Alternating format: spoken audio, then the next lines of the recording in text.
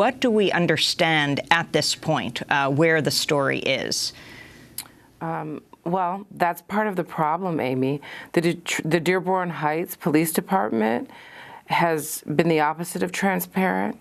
We're calling for transparency on this case. We've been calling for transparency on this case. I find it problematic that the media continues to refer to Ted Wafer as a 54-year-old homeowner. Well, you're naming him now. When you say Ted Wafer, that is the name of the man who shot her?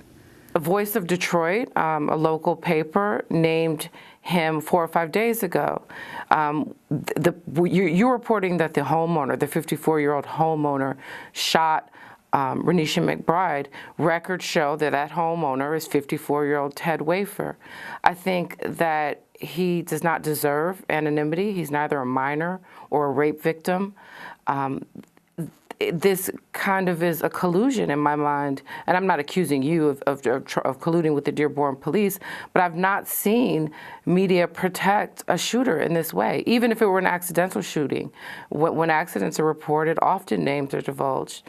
So I find that incredibly problematic from the outset, and it just indicates the opaque way that the Dearborn Heights Police Department has dealt with the public from the outset of this tragic killing. And what is the explanation for this man not being arrested? His whiteness is the only explanation I can come up with. You know, her black body justification, de facto. We know that the Dearborn Heights Police Department is an all-white police force. I have no idea what the conversation was when they arrived at his porch at 4:45, or it was hours after. It appears to be, and you know, this is the latest, that we got this call yesterday. The 911 dispatch was released, and we'd had earlier reports that from her autopsy that she died at 2:45, around 2:45. We have a call coming in from 911 dispatch at 4:45. What happened in those 2 hours? We have reports initially that her family was told her body was dumped. I mean, this could be a far darker story than any of us could imagine, and I believe that a 19-year-old unarmed teenager being gunned down, being shot in the face in the middle of the night on someone's porch seeking help is tragic enough. I'd like to turn to comments made by Cheryl Carpenter, an attorney for the homeowner, who spoke to Michigan Radio. There was a lot of banging, there was a lot of noise, and it didn't sound like just knocking. This is a tragedy for everybody involved, and the homeowner is completely torn up. He realizes another person's life was taken. It was a young woman, and he is devastated by that fact. Dream Hampton, that was Cheryl Carpenter, the attorney for the homeowner. Could you clarify, has the homeowner even been charged? No, the homeowner has not been charged. The homeowner wasn't even inconvenienced with a trip to the precinct to explain what happened the night of Renisha McBride's killing in the precinct. It's kind of unfathomable that we have to show up at the Dearborn Police Department ourselves, 100 of us, and demand transparency, demand an arrest. We're responsible for the discharge of our weapons, just as we're responsible for our vehicles. This would be manslaughter if it truly is an accident. This man should come forward. There's no history of revenge killings when it comes to racial killings in this country. So that's another presumed, it's another presumption of black guilt, that somehow if you release his name and he comes forward and apologizes to the family himself in front of the cameras, that we will hunt him down. I mean, the lack of transparency in this case is deeply, deeply troubling. So there was a toxicology test given to the victim, to Renisha McBride's body, but Ted Wafer was not tested. Is that the case? I mean, unless the Dearborn Heights Police Department produces a toxicology report from that night, which would to me seem standard procedure. If someone claims that there was an accidental shooting at their home, then it would seem that they would be tested for alcohol or drugs. toxicology report on Renisha McBride's body is more criminalization of black corpses. I don't make the analogy to Trayvon in this case. I think Jonathan Farrell, killed in North Carolina by the police while he was seeking help after an accident. Now, he was the Florida A&M football player who gets in a car accident, is running toward police, and they shoot him dead. Yes, he's a better analogy if we need make one. I don't think that we need to. I think that we can deal with Renisha McBride and the life that was lost on its own merit. But this criminalization of black corpses is deeply troubling as well. We saw this happen with Trayvon. We saw his public record, his school record, his attendance record, whether or not he'd ever smoked pot.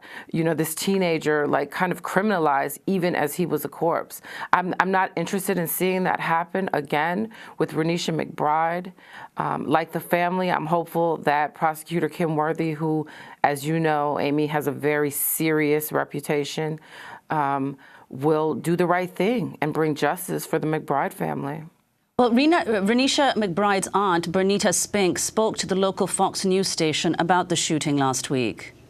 This man just came to the door by somebody just knocking. She didn't break in his house. She didn't break a window. What, you seen somebody on your porch and you just started shooting? And then you say it was accidental? That wasn't accidental. That wasn't accidental. No, half of her face is gone. You know, we have to go and bury her, and they're not even knowing if she's going to be able to have an open casket. This is a senseless death. My niece is gone. I feel it was, now right now, the way I'm feeling it was racist. You seen this black African young lady knocking, not breaking in your house, not breaking a window, knocking for help. He didn't even try and see what kind of help she needed. He killed her. And he's out of jail? Wow. Could I possibly do that?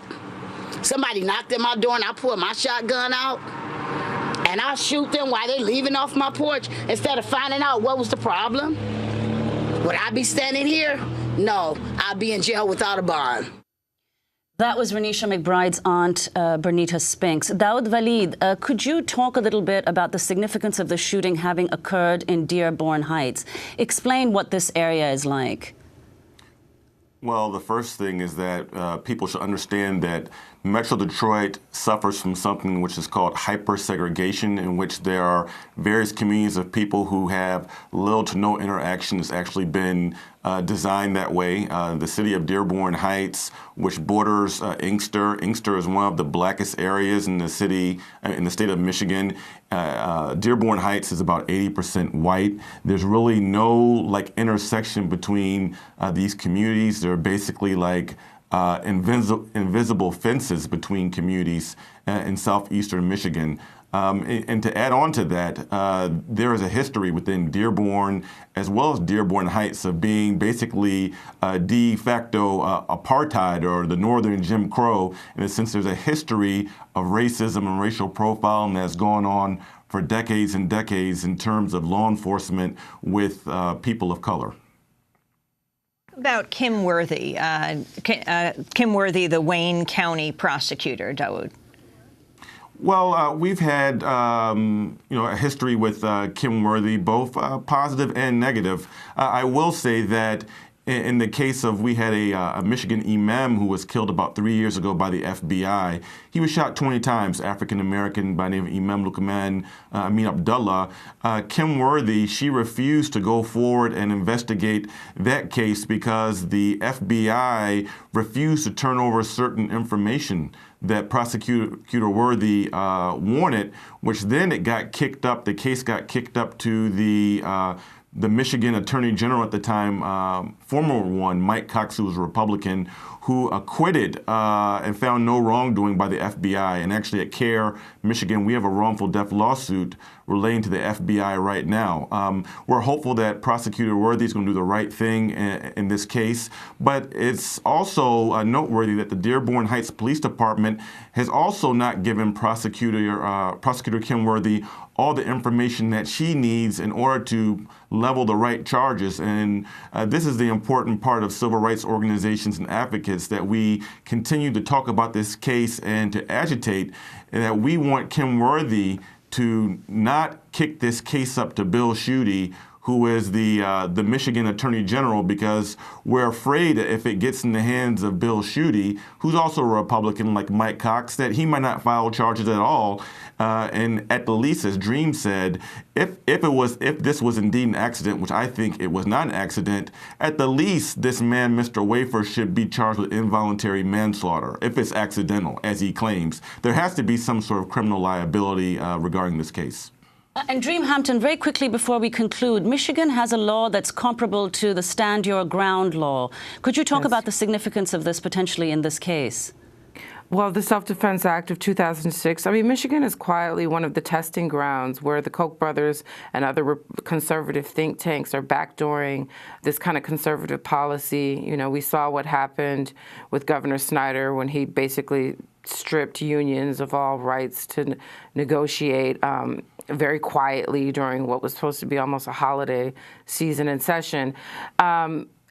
We will, as the Dream Defenders, we are willing to look at the Dream Defenders, of course, in Tallahassee, agitated and sat in and just organized to have a hearing to repeal Stand Your Ground in Florida. We find ourselves in reactionary positions when it comes to these laws, again, because they are backdoored into legislative sessions that are often near lame duck.